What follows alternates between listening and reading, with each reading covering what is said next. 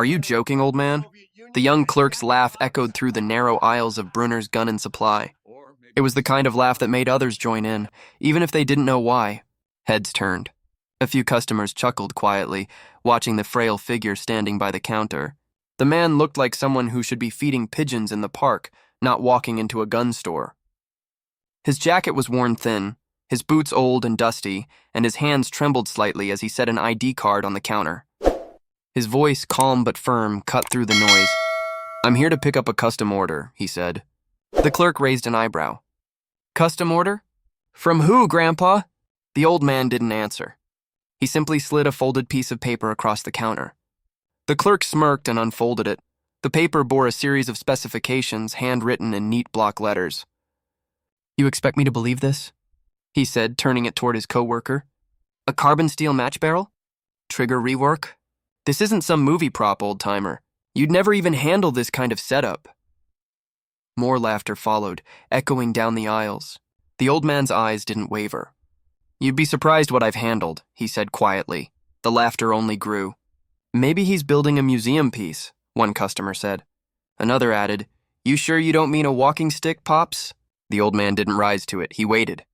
Behind the counter, the younger employee, Jason, tapped the register. "All right, let's humor him. What's the name on the order?" The old man spoke clearly. "Reynolds."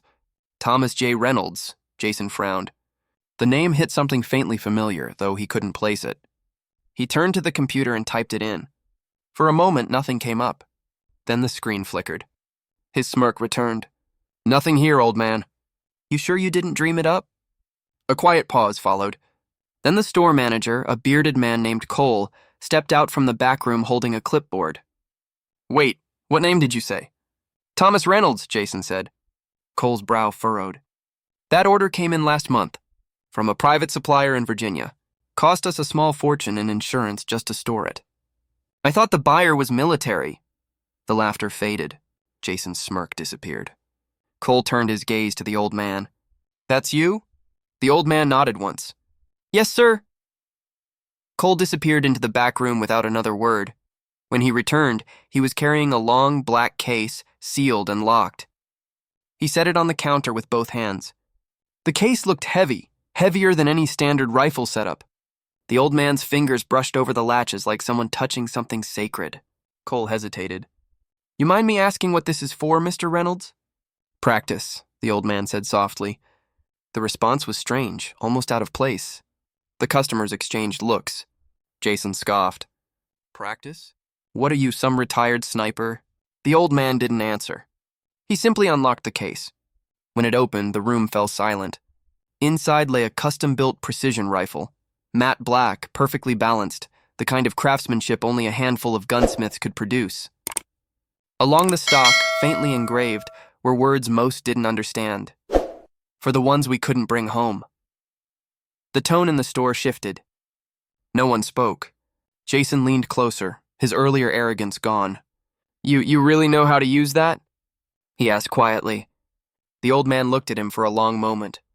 "I used to," he said. "Now I just make sure I don't forget." He began assembling the rifle right there at the counter, not rushed, not showy. Every motion precise, deliberate.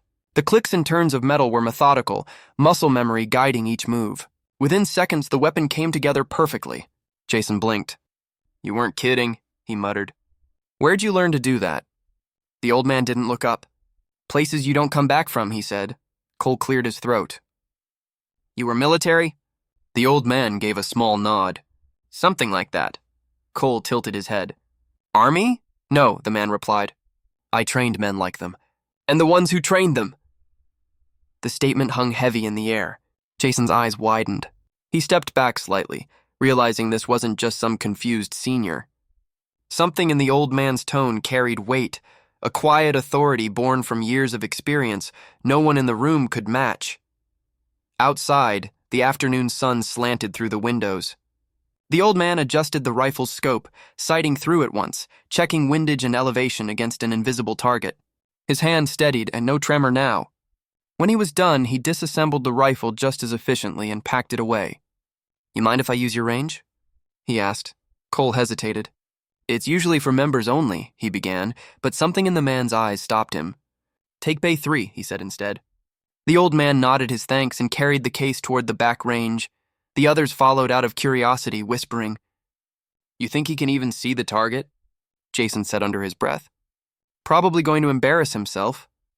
But when the old man reached the firing lane, he moved with quiet precision. He laid out the components, assembled the rifle again, adjusted the scope, and loaded one round. Through the glass partition, they could see his posture. Steady, perfect, almost statue-like. He exhaled once, then pulled the trigger. The sound cracked through the range like a hammer of thunder. The target, 100 yards away, showed a single hole dead center. Jason blinked. Fluke, he whispered. The old man reloaded. Another shot. Then another. Each one hit the same hole. A tight cluster, dead center, flawless. No wasted motion, no hesitation. Cole stared, stunned. That's Special Forces accuracy. The old man simply ejected the final shell and packed up. Not bad for an old man, he murmured. When he returned to the counter, Jason and Cole stood waiting. The younger clerk's earlier arrogance had vanished completely. Sir, he said quietly, forgive me if I disrespected you earlier. The old man gave a faint smile. You didn't disrespect me, son. You just didn't know. Cole leaned forward, voice cautious. Who exactly are you, Mr. Reynolds? The old man paused, his gaze distant, lost somewhere far beyond the walls of the store. I was part of a team that didn't officially exist, he said finally. We handled targets that were ghosts before anyone admitted they were real. When it was over, they erased the files. But they left me one promise, that if I ever needed to remember, I could.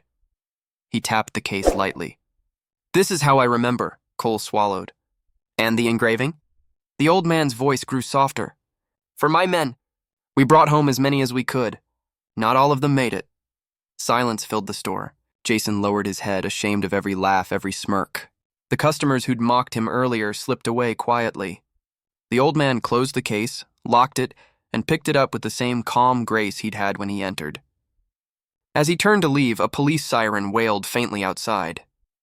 2 uniformed officers stepped into the shop. Excuse us, one said, holding a clipboard. We're looking for a Thomas Reynolds. Cole stiffened, but the old man nodded. That's me, the officer hesitated. Sir, we were told to deliver this. He held out an envelope marked Department of Defense, classified. The officer's tone shifted, quieter. They said it was personal. The old man took the envelope, eyes flickering just once before he slipped it into his jacket. Thank you, son. He turned to leave. Cole called after him. Mr. Reynolds, wait, what's it say? The old man smiled faintly. Just a reminder, he said. Old ghosts never really disappear. He pushed open the door and stepped into the fading light. For a long moment, no one in the store moved. Then Jason exhaled slowly. Who was that guy? Cole shook his head. Whoever he was will never see his kind again. Hours later, as the store closed, Cole noticed something odd. The computer that had held Reynolds' order no longer showed any record of it. The entry had vanished, wiped clean. Only one thing remained, a single line of text where the name used to be. It read simply, Semper Fidelis. Jason stared at it in silence. He was a Marine, he whispered. Cole nodded slowly. A Marine sniper, most likely. One of the ghosts he mentioned. They both stood there, letting the truth sink in. The laughter that had filled the store hours ago was gone. In its place was a quiet respect, heavy and deep. Outside, somewhere down the empty street, the old man paused under a streetlight. The wind caught his jacket, revealing for a moment a faded Marine Corps tattoo just above his wrist, a mark from another life. He looked up at the night sky, then walked on, the sound of his boots fading into the dark.